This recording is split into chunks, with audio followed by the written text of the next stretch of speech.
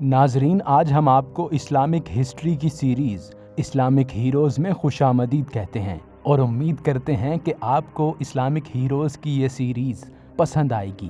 ناظرین، یوں تو آپ نے اسلامی دور کی بیشتر عظیم شخصیات کے بارے میں پڑھا ہوگا کہ کس طرح انہوں نے بحکم الہی اسلام کا جھنڈا دنیا کے ہر کونے میں لہرایا اور ہر میدان میں فتوحات حاصل کی، لیکن اس سیریز کا بنیادی مقصد یہ ہے کہ ہم ان پہلوؤں پر نظر ڈالیں کہ اللہ تعالیٰ کے حکم کے ساتھ ساتھ ایسے کون سے اہم عوامل، عناصر اور قابلیت شامل تھی جو ان شخصیات نے کامیابی کی صورت اختیار کی، اور ان جنگی فتوحات میں ان اسلامی عسکری جنرلوں کی کیا جنگی حکمت عملی تھی۔ بسم اللہ الرحمن الرحیم۔ السلام علیکم،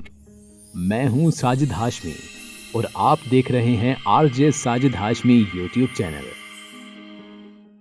تو آج ہم سب سے پہلی شخصیت جو آپ کے لیے لائے ہیں وہ ہیں حضرت خالد بن ولید، جنہیں سیف اللہ یعنی اللہ کی تلوار کے لقب سے جانا جاتا ہے۔ یہ وہ صحابی رسول ہیں جنہوں نے 100 سے زائد جنگوں میں حصہ لیا، جسم کے ہر حصے پر زخم کھائے لیکن جام شہادت نہ نوش کر سکے، اور اسی دکھ اور ملال میں اپنے خالق حقیقی سے جا ملے۔ بھلا اس ہستی کو کیسے کوئی دشمن موت دے سکتا ہے جس کو اللہ کے رسول نے اللہ کی تلوار کا لقب دیا ہو؟ حضرت خالد بن ولید کا پورا نام خالد بن عبد الولید ابن مغیرہ المخزومی تھا، جنہیں عرب کی تاریخ ایک عظیم مسلمان کمانڈر کی حیثیت سے جانتی ہے، جو پیغمبر اسلام حضرت محمد صلی اللہ علیہ وآلہ وسلم اور خلفائے راشدین حضرت ابو بکر اور حضرت عمر رضی اللہ تعالی عنہ کے دور حکومت میں اپنی ذمہ داریاں سر انجام دیتے رہے۔ انہوں نے ابتدائی مسلمانوں کی فتوحات میں کردار ادا کیا،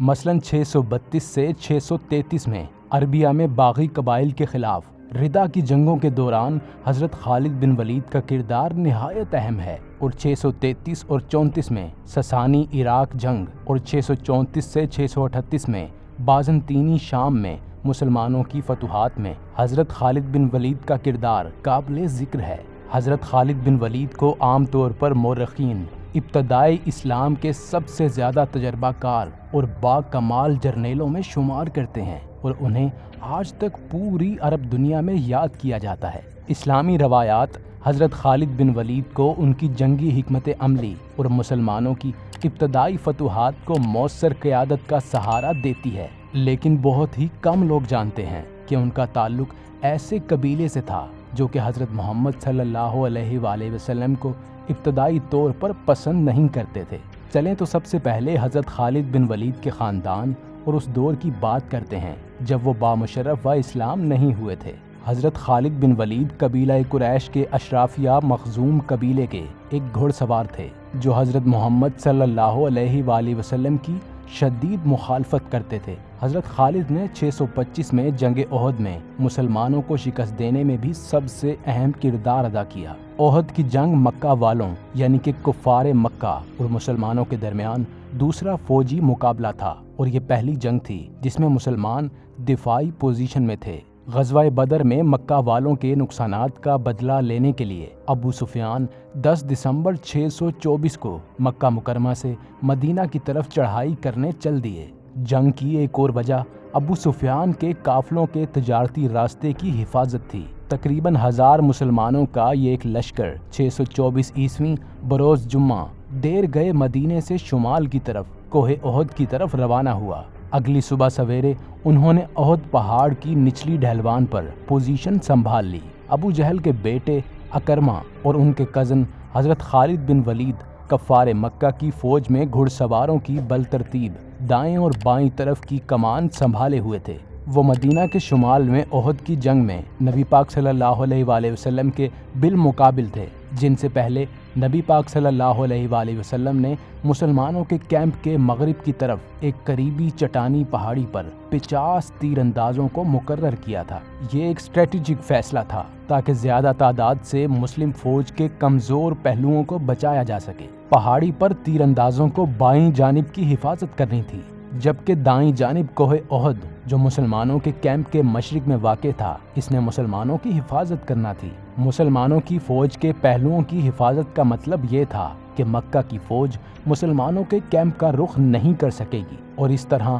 مسلمان فوج کو مکی گھڑ سواروں سے گھیرے میں آنے کا خطرہ نہیں ہوگا۔ اس بات کو ذہن میں رکھتے ہوئے کہ مکی گھڑ سواروں کی تعداد مسلمانوں سے زیادہ ہے، یعنی مسلمانوں کے ایک گھڑ سوار کو مکی 50 گھڑ سواروں کا سامنا کرنا تھا۔ گھڑ سوار فوج سے لڑائی کے بعد دونوں فوجوں کے درمیان ہاتھا پائی شروع ہو گئی۔ کفار مکہ کی فوج کا اعتماد تیزی سے تحلیل ہونا شروع ہو گیا، کیونکہ مسلمانوں نے اپنی صفوں میں مکہ کی فوج کو پیچھے دھکیل کر کامیابی حاصل کر لی تھی، اور مکہ کی فوج کے گھڑ سوار دستے کی طرف سے مسلمانوں کے بائیں بازو کو زیر کرنے کی بار بار کوششوں کو مسلمان تیر اندازوں نے مسترد کر دیا۔ ان ابتدائی مقابلوں میں بہترین جیت سے مسلمان لطف اندوز ہونے لگے، اور اسی دوران مسلمانوں نے احد کی پہاڑی پر اپنی جگہ چھوڑ دی، کیونکہ مسلمانوں کو فتح یقینی دکھائی دے رہی تھی۔ تاہم یہ مسلمان تیر اندازوں کی بہت سنگین غلطی تھی، جو کہ آپ صلی اللہ علیہ وآلہ وسلم کے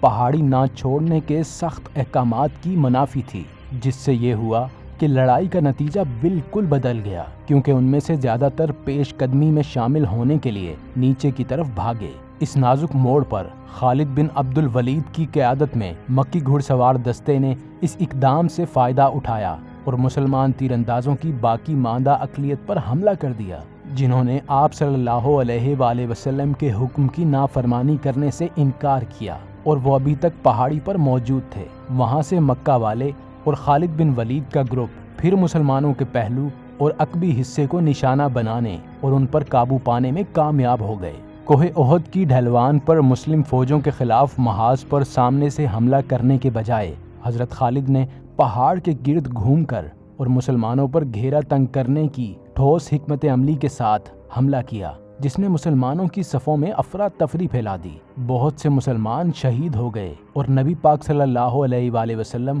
خود شدید زخمی ہو گئے۔ اگرچہ اس جنگ میں مسلمانوں کو کامیابی حاصل نہ ہو سکی، لیکن ایک غزوہ سے اس بات کا بخوبی اندازہ لگایا جا سکتا ہے کہ حضرت خالد بن ولید کو اس نو عمری میں بھی جنگ کے علاقے کی جغرافیائی حالات اور اس کے بھرپور استعمال کا پورا ادراک تھا۔ عسکری حکمت عملی حضرت خالد بن ولید کی پیدائشی صفت تھی۔ انہوں نے اس خدائی تحفے کو بعد میں اسلام کے فائدے کے لیے اپنے شاندار کیریئر میں کئی بار استعمال کیا۔ حضرت عمر کے چچا زاد بھائی اور بچپن کے دوست حضرت خالد بن ولید نے اس وقت اسلام کی طرف رخ کیا جب قریش کی اتحادی شراکت داروں کے ساتھ مسلمانوں کو مغلوب کرنے کی تیسری کوشش یعنی جنگ خندق ناکام ہو گئی۔ حضرت خالد بن ولید رسول اللہ صلی اللہ علیہ وآلہ وسلم کی حکمت عملی سے بہت متاثر ہوئے تھے، جنہوں نے قریش کی کوششوں کو ان کی بہت زیادہ تعداد کے باوجود روک دیا تھا۔ وہ مسلمانوں کی صبر و تحمل کے ساتھ مصیبتوں کا مقابلہ کرنے کی صلاحیت اور مسلمانوں کی استقامت اور حوصلے پر حیرت زدہ ہوئے۔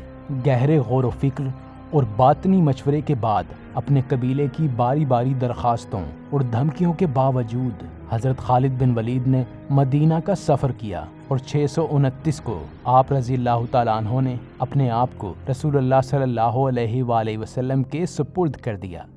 دوستوں، امید کرتے ہیں کہ اسلامک ہیروز کی سیریز کی یہ پہلی ویڈیو آپ کو پسند آئی ہوگی۔ اگر ویڈیو پسند آئی ہو تو اپنی رائے کا اظہار کمنٹ باکس میں ضرور کیجیے گا، اور براہ مہربانی ہمارے چینل کو سبسکرائب اور شیئر کرنا مت بھولیے گا، اور بیل آئیکن کو ضرور پریس کیجیے گا تاکہ ہماری آنے والی ہر نئی ویڈیو کی اپڈیٹ آپ تک پہنچ جائے۔